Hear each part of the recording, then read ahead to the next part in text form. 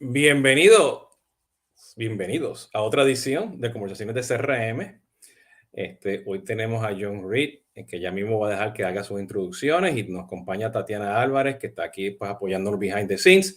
Y ya saben, este es live stream que tenemos todos los martes, Conversaciones de CRM, donde invitamos pues amigos, colegas y practitioners del mundo de todo CRM, ERP, Consumer Engagement, Consumer Experience, a todo lo que tiene que ver con manejo del cliente. Y ya saben, estamos ahora pues en vivo en LinkedIn, Twitter, Facebook,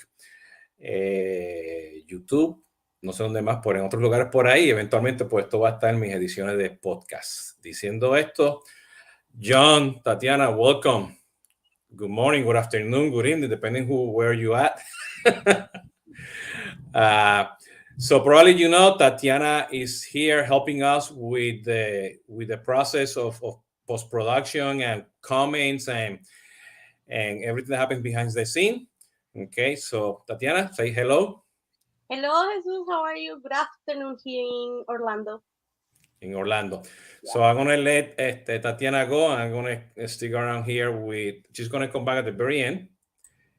And then it's going to be now John Reed and myself. John, how you doing? I'm doing well. It's exciting to be on your show and be in the hot seat a little bit. Have a good discussion today. Thanks. Yeah. So let me tell you, I know John from many years ago. We usually meet on all these, CRN conferences, and he always bring the perspective of the ERP side. Plus, he's co-founder of Diginomica. That's the Spanish translation. So, John, tell us a little bit about what you do and the website.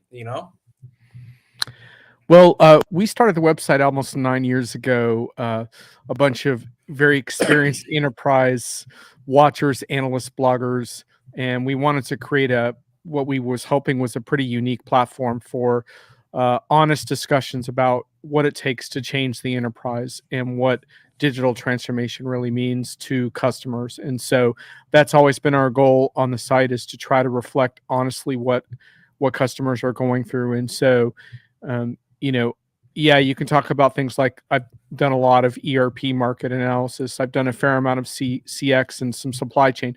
But I think of it more like following transformation issues wherever they lead. And I think you have to understand the whole of it to some extent to really be able to do that. And so we try to do that from the vantage point of telling customer stories and use cases and looking for the lessons in adoption. And as you know, it's, technology can be shiny and wonderful and have all this promise, but it comes down to people in the end, and it comes down to improving your processes, and all those things have to work in concert for something better to happen. And so that's what we're trying to do. And we try to do it with some attitude and have strong opinions. And, which is, one of the reasons why you and I are here today, is because we got into some debate around one of my posts. And we think that's really important to have those honest conversations.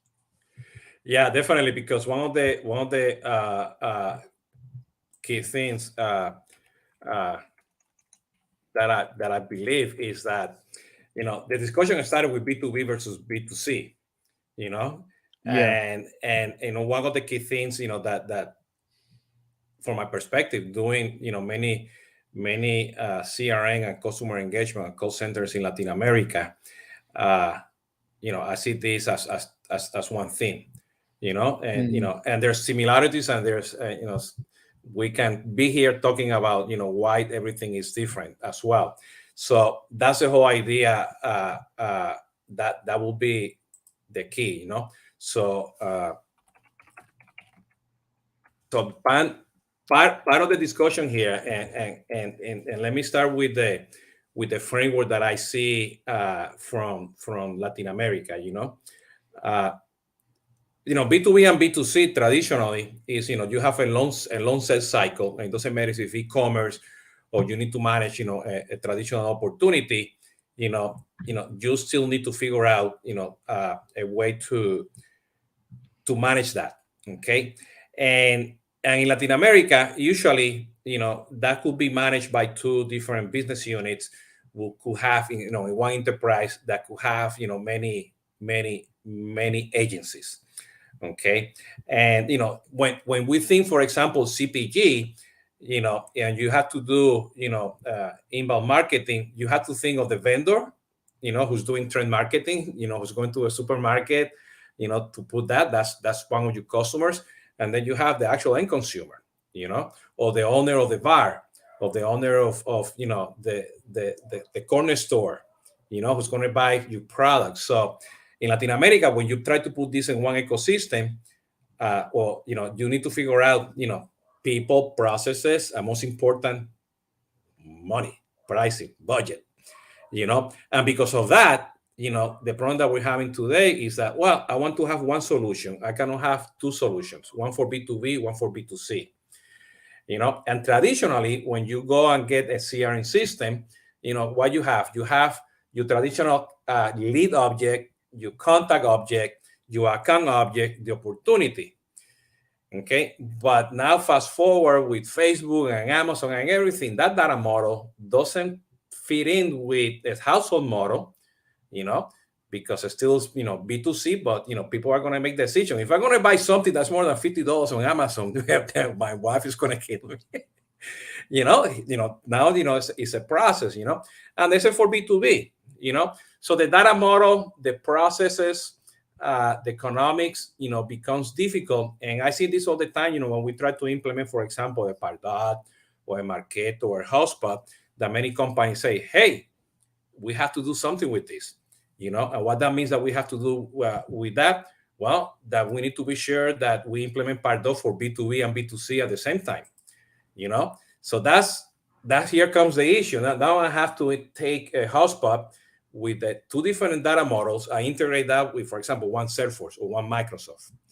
And I see that with higher education in Latin America. I see that with CPG, travel and tourism, many industry. And we've been forced, to put together, a good sound data model that works for B2B and B2C. And now, when you look at the very end, it's the person, the individual. And, we have to work with that. E-commerce tools, somehow have that already solved, But when you look at Amazon, Amazon have a good profile of who you are, who your friends are, because you're shipping to them. They have the many addresses, and then when you think about B2B, B2C, when you look at B2B, the traditional join, key is the email. That's no longer valid, And then when you look at B2C, that you want to use the email, now you have, the WhatsApp, you have the Facebook Messenger, the SMS, all those different channels that you need to somehow to figure out how to manage that. So that's why, B2B versus, B2C, I think is blending. People need to have a strategy, a way how to do it, because then comes content. How we're going to manage that content, how we're going to market Jesus Hoyos from Solvis, or how we're going to manage Jesus Hoyos that, is individual who wants to buy, a camera, or want to do. This happened to me all the time. It's funny because, during Christmas, I wanted to buy coffee for everybody in my team, and they're everywhere. They're in Colombia, they're here in the States, they're in Mexico, they're in Costa Rica, and I wanted to send coffee to everybody. Well, the e-commerce tool that I was trying to do this, they couldn't figure out how to do it. Is that you for your friends, or is that you for your company? Could you put it on the comments? So these people are not ready.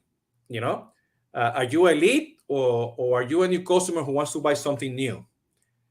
So all that data model, needs to be in place to be sure that you identify how to go after. The same thing with higher education. That happens a lot in Latin America. The higher education process, you think that is the student, but when you go to the process, you need to sell this to the parents. So you need to have a data model that is sort of B2B, because you have a household and you have people that make decisions. You have influencers, okay? And it could be that the parent works for IBM, and guess what? IBM has a discount for you to go to that school. So how do you bring all that together? So the more that we go into all these virtual, selling, digital interactions, the more we need to figure out that we need to have,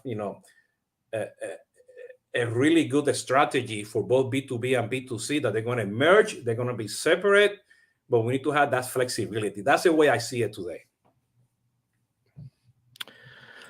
Yeah, I don't think I disagree with anything you've said there. The probably it's more just a matter of adding a different perspective to the mix. When I wrote, yeah, Thomas, I'm in the hot seat today, but that's good. I'm the one pressing people in interviews, but occasionally I get thrown into the hot seat as well. This went back to an article I wrote on Diginomica, saying B2B and B2C content strategy are not the same, why the dynamics of attention for B2B content are different.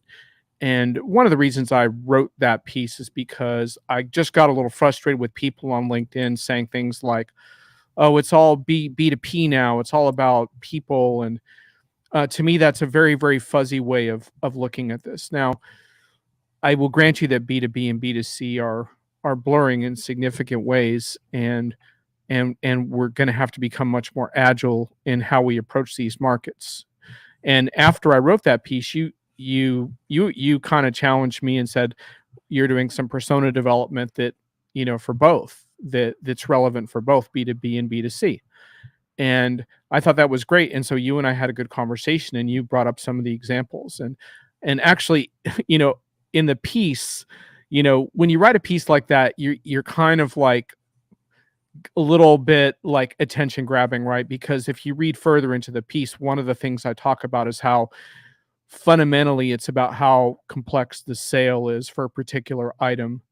It's not so much B2B to B2C, it's more understanding the complexity of the sales process, right? So for example, if you're a small business putting some software on credit cards, that's actually a simpler transaction than like a B2C, like your example of going to college, right? Well, So but you know what? And this is an argument that I have with many software vendors from the States and Europe. They start selling Latin America B2B, but they end up with a transaction that is B2C, because Jesus Hoyos in Mexico City is going to put his personal credit card to activate the free share, and then they get all confused. He said, what's going on? Right. Because they are not targeting the right person with the B2B content. Yeah, correct. And that's part of the problem. And so so in other words, like, you really have to understand your audience and their buying behavior. But as my friend Maureen Blanford said on Twitter after I wrote this article, I'm paraphrasing here, but she said there's a huge difference between selling a 6-pack of beer and selling a data warehouse.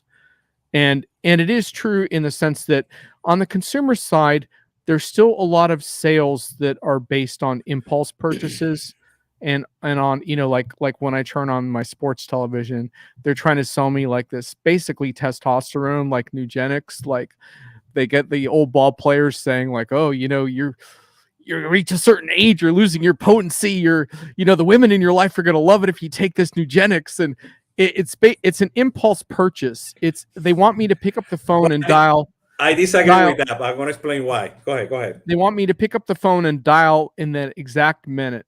And there's all kinds of B2C purchases that go on like that are based on tempting you to just pull the trigger on something very quickly in a way that you could never do with like a large enterprise software purchase. And so that's one of the really big differences between the two, I think.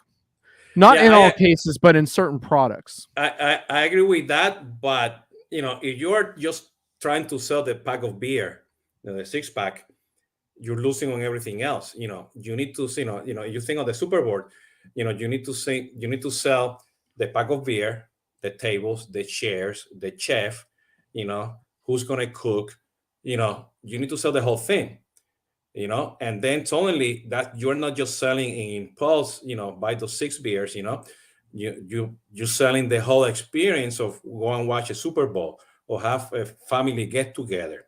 There's a supermarket chain in Peru. I just forgot their name, but they are not into selling one product, that impulse. They want, every time that you go to the supermarket, they're selling you the whole experience. And they have these food trucks that go out to the different neighborhoods, and they sell you, the whole dinner experience, and so people need to go beyond that just selling, because then you're going to be truly a commodity. Well, that's a more advanced form of selling, but that's the Nugenics that I just described to you. They're just trying to sell me some testosterone. They're trying to do that as soon as possible. And there's still a lot of consumer sales that happen that way. And another thing I said in my article is that I said those who say B2B and B2C are exactly the same are required to spend 10 hours on Instagram, including 2 hours liking and watching posts from top brand influencers, 2 hours a week on Pinterest, and 2 hours a week on TikTok. Um, and my point is that, like, if you're really serious about consumer sales, you have to understand where consumers are gathering, and they're gathering in different places for the most part than B2B buyers are. Now that it depends on the buyer and the type of thing that they're doing, but the sales dynamics are different, and it's just important to understand what the sales dynamic is. But like, to your point, the college educational decision can be a pretty elaborate decision where you would actually do the same kind of persona development that you would do in B2B. And so the point is, and like you said, if you're trying to expand beyond selling a six pack to actually selling almost like a community of products that you would center a store around and a community around, then you're going to have a different sales process as well, which is much, and that's, to your point, how the things are blurring, right? Where a B2C is saying, a consumer brand is saying, I want loyalty. I don't just want to impulse purchase. I want to do more. And at that point, like you said, then the personas are going to overlap a lot more, and we're not going to see too many differences really between B2B and B2C at that point. Yeah, and one of the challenges that I have in Latin America is that when you don't look after the personas and you go after the product, then you have many marketing agencies working on that business unit selling that B2B content, and they forget that behind that B2B content, there's a bunch of people that you eventually, in that selling process, you need to be sure that you have content for Jesus Hoyos, Yes. for John. And that content could be a dinner. That content could be, a specific email, could be a video, could be an Instagram. And Right. that needs to go at the personal level because you need to build relationships.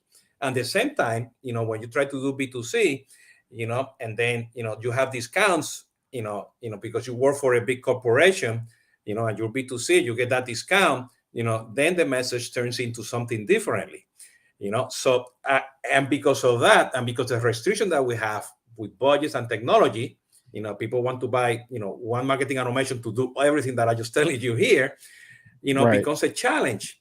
And that's why I strongly believe that you need to have a persona strategy that then will Yes. drive down the B2B and B2C. And if they go together or separate, that's fine.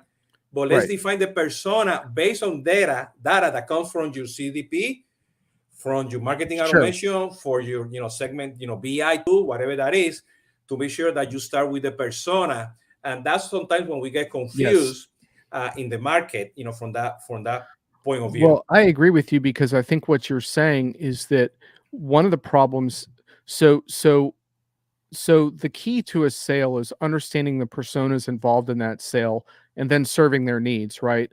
And one thing we see more and more is that buying personas, no matter what industry, are people who are technically savvy, plugged in, they have mobile access, they research online, and that, like you referred to the Amazon example with your wife, she's going to look at the product as well as you, the camera. They research, they're highly informed consumers, and you need to influence their decision-making process before you're having a human interaction. Usually, you need to have search and be search optimized so they can find you based on those personas as well. You need to make sure you have peer reviews and all those things.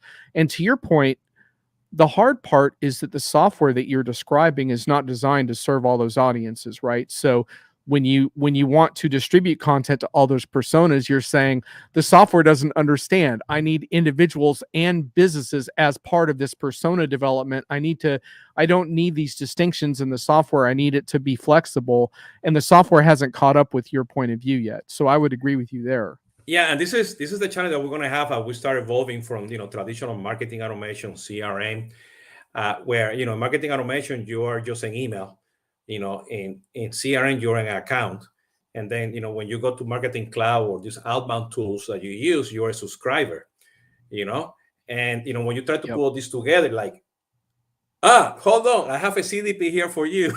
you Yeah. and then we forget, to focus, we focus more on the product, and we forget on the actual persona when we pull the CDP, because, we are trying to sell products and services.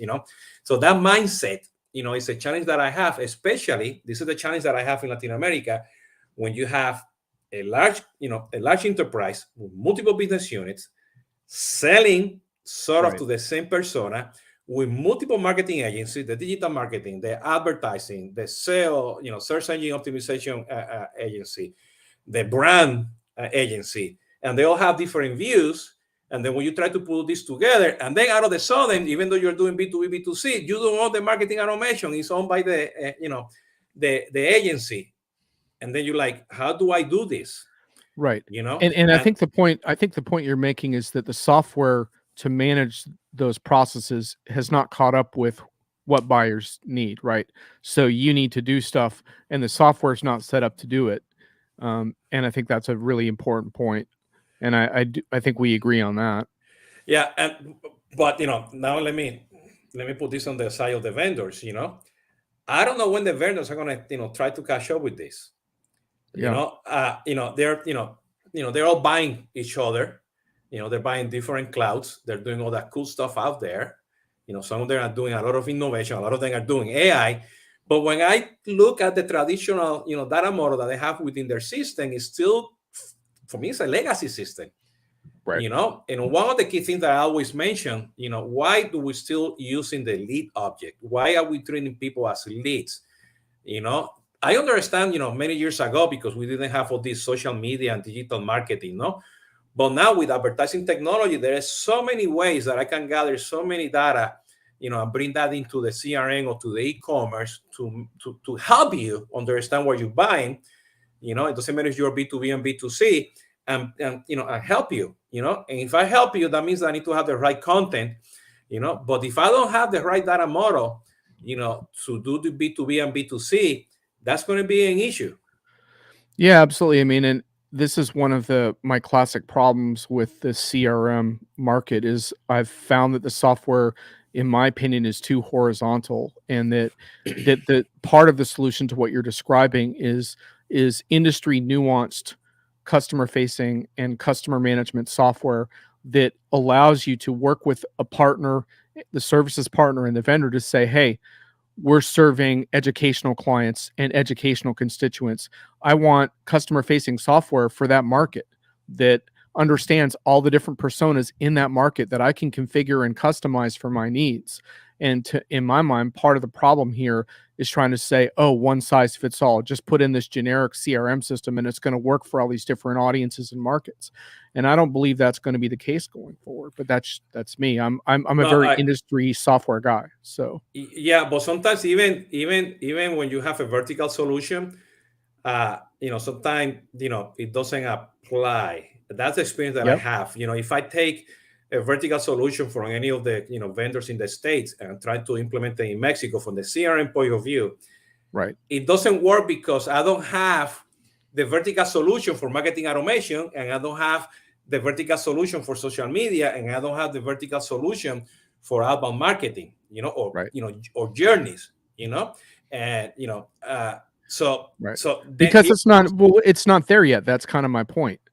It's not there yet, but I think that's the future. It's been too horizontal, and it needs to be more vertically developed for certain markets to work better. I think. But not just the CRM. I'm talking the whole customer. Oh yeah. Well, I'm kind of using CRM as an umbrella term to encompass a lot of those different components, but yeah, everything you would need to manage that process. I mean, I think part of the reason that we had a difference in perspective on this is because we were sort of attacking different points. Because one of the things that I wanted to really hammer home to B2B vendors is what happens to B2B vendors is you start telling them about B2C content, and what they do is they see companies like Apple that put on this like amazing virtual performance, and they think like, oh, I'm going to throw a bunch of money into this super slick, amazing, expensive presentation. And a lot of times I find that it's money wasted, because one of my key points around B2B content, and this doesn't just have to be B2B, you could apply, like whenever I say B2B, you can imagine like complex sales environment with multiple stakeholders. It could be B2C too, but it's really more, you don't just compete on entertainment with content. I say that you can also compete on being relevant and relevant to the needs of your audiences. And it doesn't always have to be the most incredible content ever created, as long as it's very well informed and geared towards their needs to help guide them to making better decisions and getting the information they need. You know, you think about the classic kind of frequently answered question type of approach of like, what are the top 10 or 20 questions that my buyers have? Have I answered those questions on video, in blogs, in all the different formats that people would want to consume? Am I on TikTok or Facebook where they are?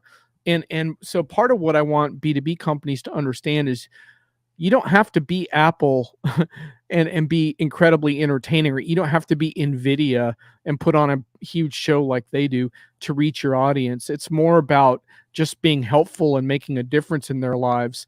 And so that's one of the big points I was trying to make in that article. Yeah, saying that, and because, every time that, we put together, a lot of, from the Solvi side, we put a lot of the playbooks, the first out that we encounter the issues is, identifying the persona. And that persona could be in both, B2B and B2C. But then the last mile comes into, what will be that content that I'm going to put for that persona? And a lot of time, and I think, and the challenge that I have with a lot of the marketing agencies and brand managers is that they just exactly, go after what you're saying. What's the, that impact they're going to have, and have to spend a lot of money. I'm going to go after, that, but they don't have the ability to execute that content, because content is not just, putting the big event, TikTok, and so on and so on. Content is the email, the follow-up, the phone calls, yes, the script, the FAQs at the individual level. Okay. Yes. And the individual level. And sometimes, even though when we try to think account-based marketing, which I still don't like the term, because it's account management, from when they enter a landing page, or the way when you sell, is that we're forgetting that it's a one continuous funnel. It's not a marketing funnel. It's not the sales funnel. It's not the opportunity versus, the funnel from marketing. It's a continuous process. It doesn't matter if you're doing one transaction in e-commerce or you are doing opportunity. You need to have that framework. So whenever you are growing and you're learning from the content and you want to elaborate and do a big event, or just continue, with your content based on that persona, you have the ecosystem to do that. Oh yeah, you nailed it. I mean, I understand why account-based marketing is hot right now, and I do think it can be effective from a sales planning strategy perspective, but it's not my personal tactic that I endorse. I mean, one of the things that you find in complex sales is that there's often people involved in that sales process that will never buy from you directly, but they should be included in your content mapping, because they are part of who you want to influence. In the B2B world, the examples are people like analysts, advisors, folks like yourself that customers might ask for input on a decision on, because they know you and they trust you for years. In your educational example, it might be a guidance counselor who advises students but never formally makes a decision for college themselves.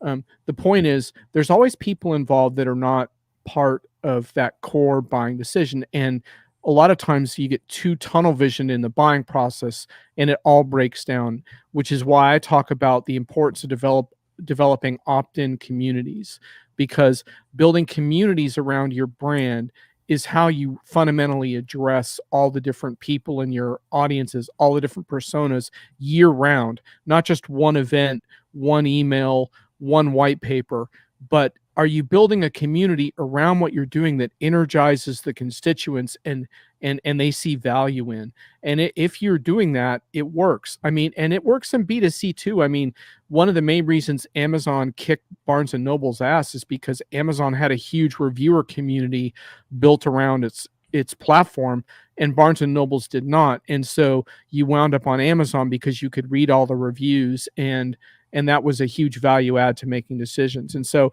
understanding that community around the buyer is so important. Well, and I think, if you want to have, one strategy that covers both B2B and B2C, once you identify those personas, I think you need to start identifying where are you going to drive the content that is going to drive Yes. trust, because those communities, will drive you trust, will drive you traffic, and that content only will be from you, will come from them as well. And you need to be able to do that. And it's Yes. funny because, you're mentioning, we should be part of those personas, and a lot of vendors, they don't, in Latin America. Exactly.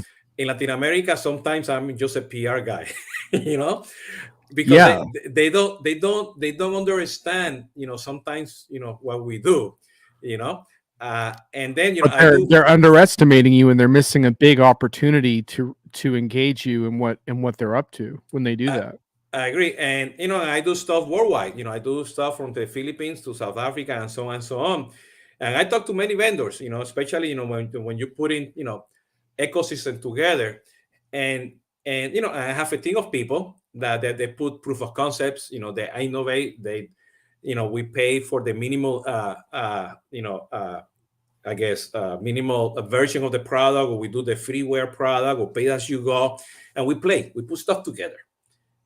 Because companies don't have those people. They don't want to, they don't have they're not putting the money to find how to play with those toys. So we learn, and we are educated, and companies need to understand there's people like us outside the companies, inside the companies, in the family and outside the family.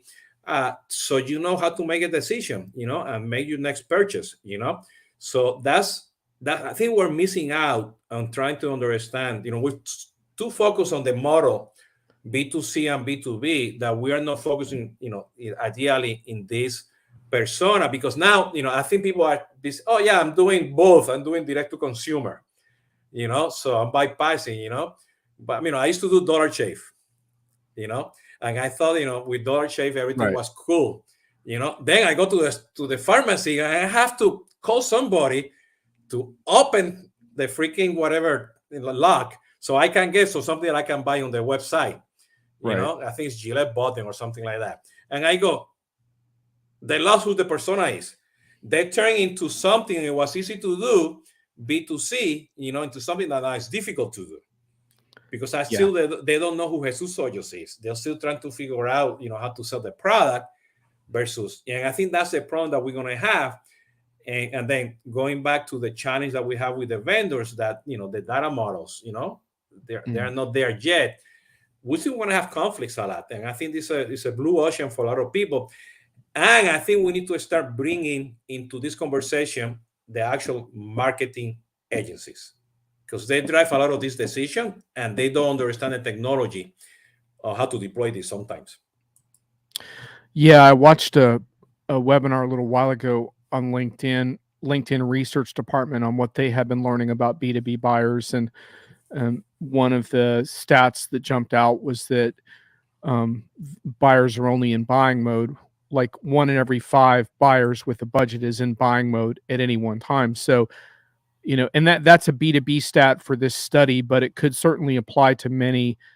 It doesn't have to be B2B, as we were saying. It could be any kind of complex purchase.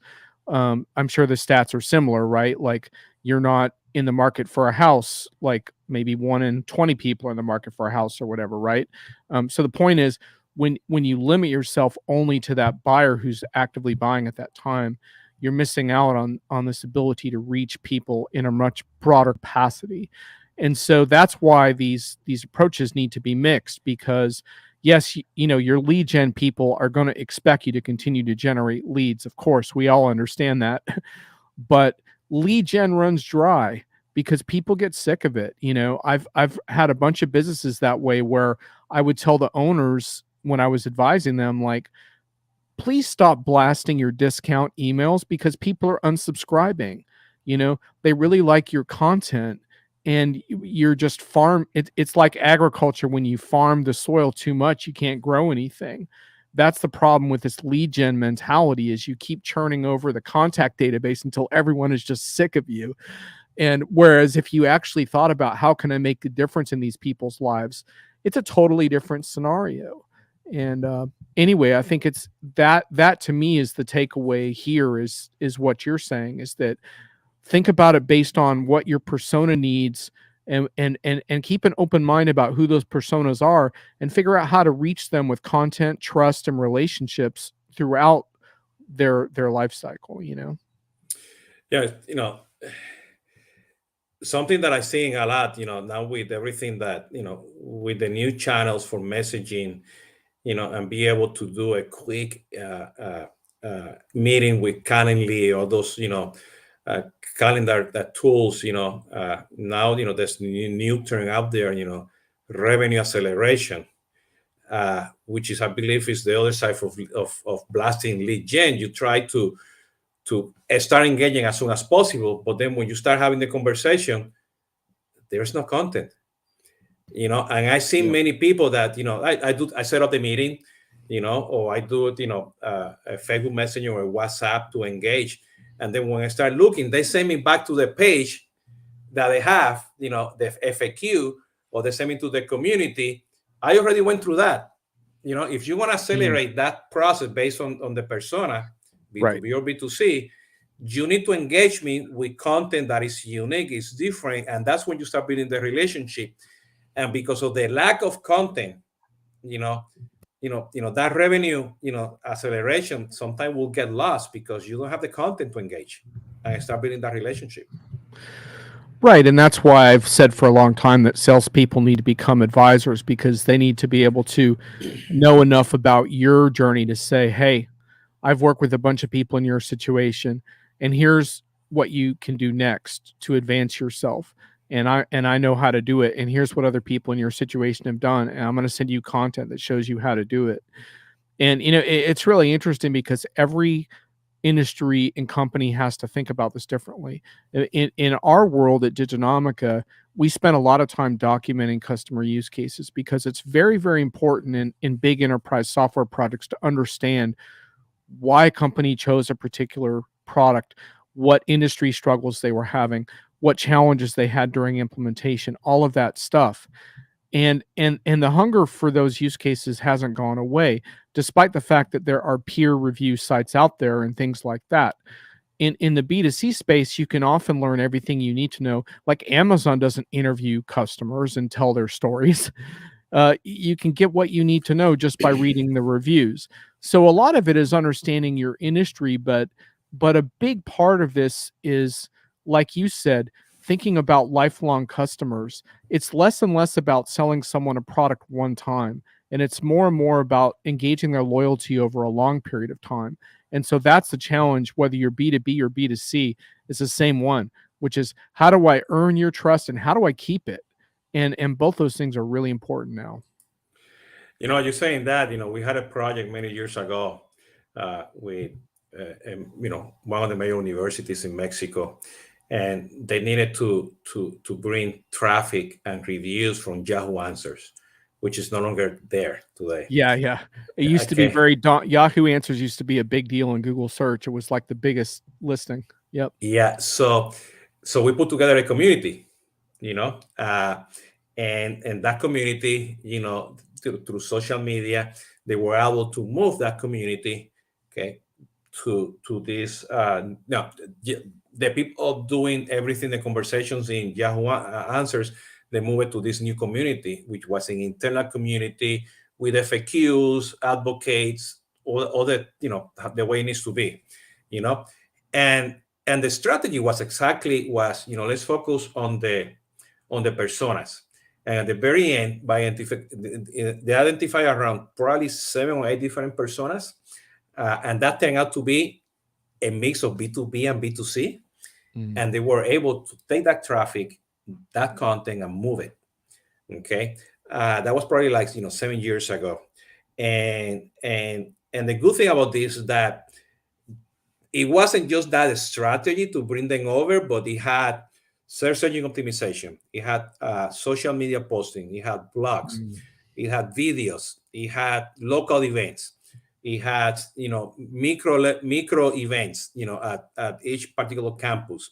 So it was a combination, understanding who they are and capturing them and bringing them over. Now here's the challenge, because we're talking content. Content is difficult. You need to have a team. You need to put money in content. You need to have you people that know data science, machine learning, to understand search optimization, to understand website, understand CRM, marketing, email, all the Facebook algorithms and everything. And yes, you're going to partner with your marketing agencies, but you need to have your own local team. You need to have your SWAT team to be able to manage that. Because it doesn't matter if it's B2B, B2C, you need to have that team. You need to have governance. Your campaigns on Facebook, your campaigns on Twitter are different. The way you manage your household or market or your outbound marketing. That's why I always recommend, John, to use the forgotten campaign module in CRM. Because you have hierarchies, you have approvals, and you can bring the UTM values. You can bring the profile data that's going to give you those people and your buyer personas. And that's a good point to start organizing everything and helps you, start identify how to do it. You give access to the agency, you give access to the freelancer, you give access to the brand managers. You see the reports in there for the basic reports, the small data to understand, how your marketing is producing. Because if you trap those UTM values and the Google ID or the Facebook ID of that ad, and there's ways how to do it, okay, you should be able to get enough information to understand where those personas are coming from. Yes, you can bring analytics, you can do BI, but if you start understanding that data that is coming, because if you want to be successful with content marketing, you need to measure it. Period. Yeah, absolutely. People forget about that. I totally agree with that, and I'll add to the challenge / opportunity. I mean, usually challenges and opportunities are sort of like part of the same coin. The challenge is that in the past, it was easier to throw money at the problem of attention. I write about attention a lot in my content marketing articles. You could throw money at the problem. In B2B, it's becoming really hard to do that, but I think it's harder in B2C, whatever it is. Could you define attention? Attention is basically getting someone to sort of stop all the pings and distractions around them and really engage with what it is you're trying to say, and perhaps absorb a message from you of some kind, whether it's something your brand stands for, a piece of relevant content. Now in the modern attention game, you also want to try to turn them into a subscriber sooner rather than later. You want them to opt into something. You want them to follow you on Instagram, or follow you or subscribe to your email, or follow your LinkedIn or whatever.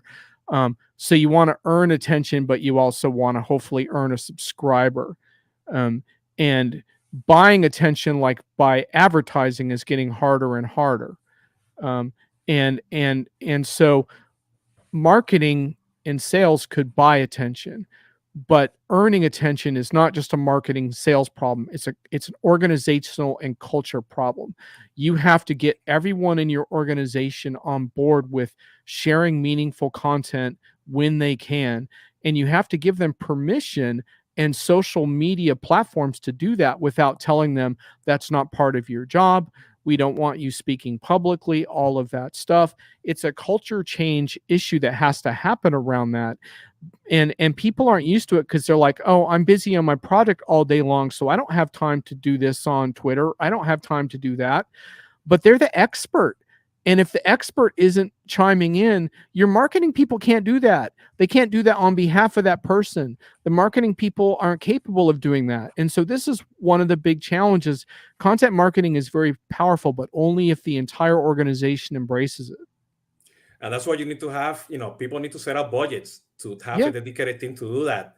You cannot delegate this to the marketing agency. You cannot delegate that to Yeah. the to the brand manager. You can't.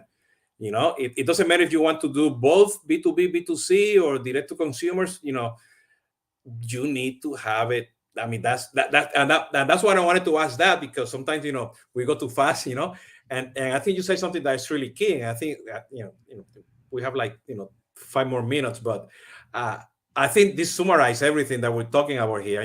We can agree to disagree about between B2B and B2C, but at the very end, is you need to be sure that you are relevant with that attention, and there has to be a call to action. There has to be you need to grab that attention. You need to follow up with that, and you need, like you said, you need a cultural organizational approach to do it. I mean, that's the bottom line.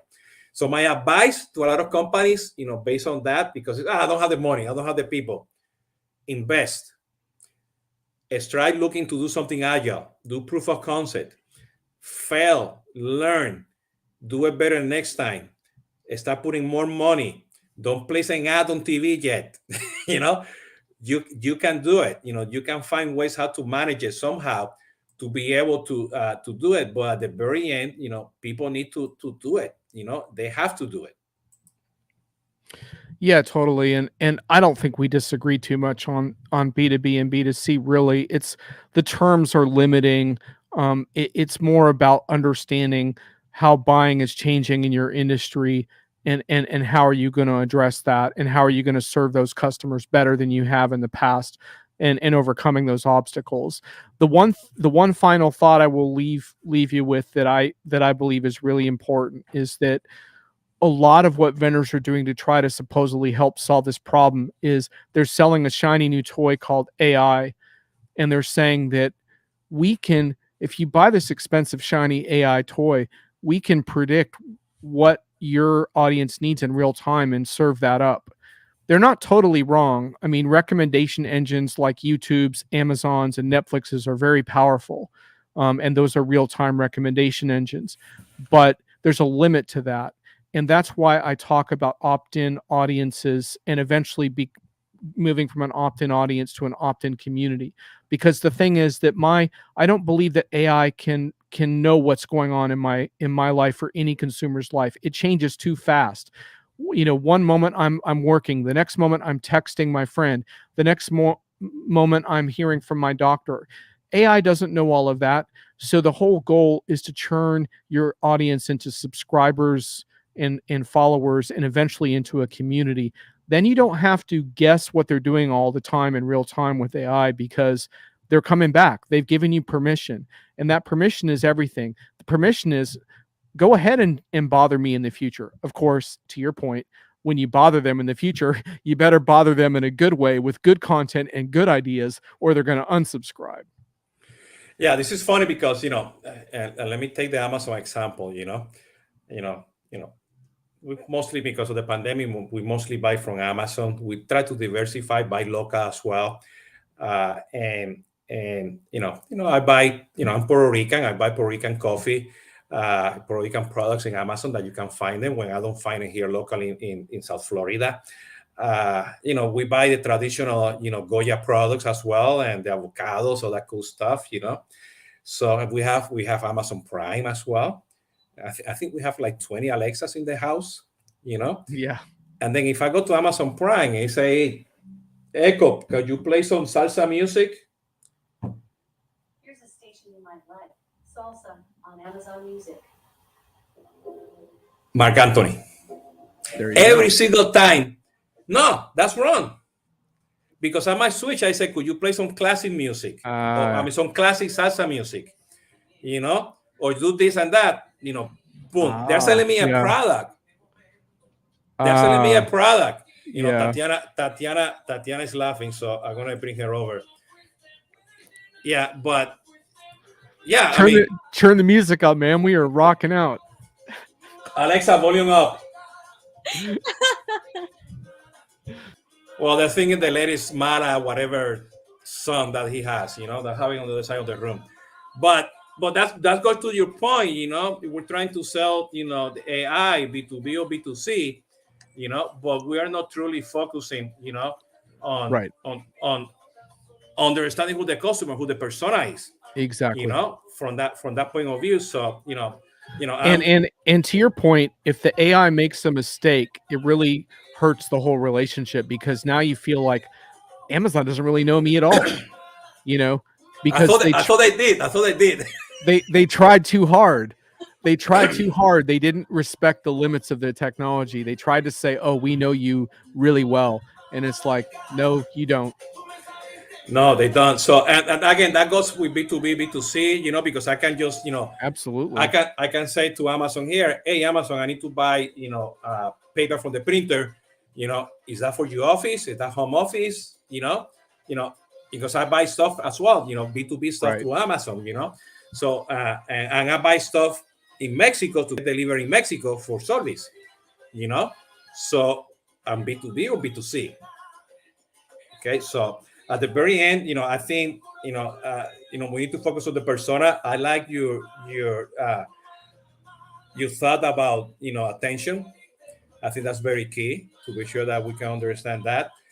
And saying that, John, any last word that you want to say, how people can contact you, the website and so on? Well, yeah, it's you got my Twitter handle there. Always welcome the Twitter discussions. You can find me on LinkedIn, and then of course diginomica.com.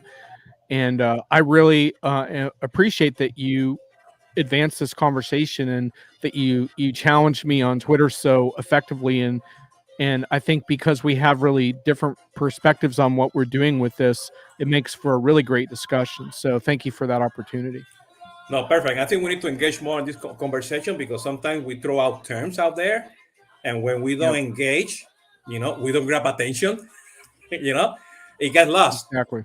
So the whole idea is to keep that communication together. So Tatiana, so what we have next?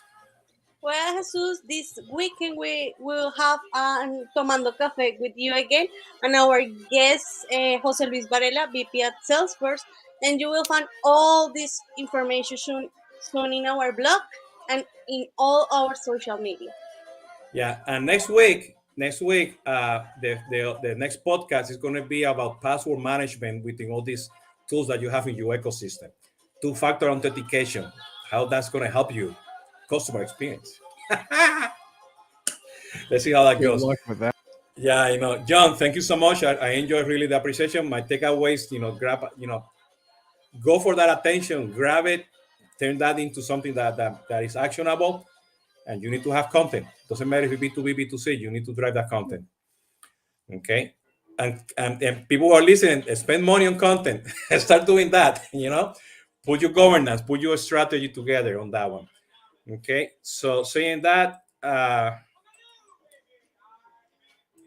want to, this is the outro. Thank you everybody for listening. As you know, Tomando Café con Jesús Hoyo los viernes, Cápsula Consumer Engage, que son los podcasts, y nos vemos el próximo martes, pues, en conversaciones de CRM. Hasta la próxima, cuídense y pórtense bien. Un abrazo a todos.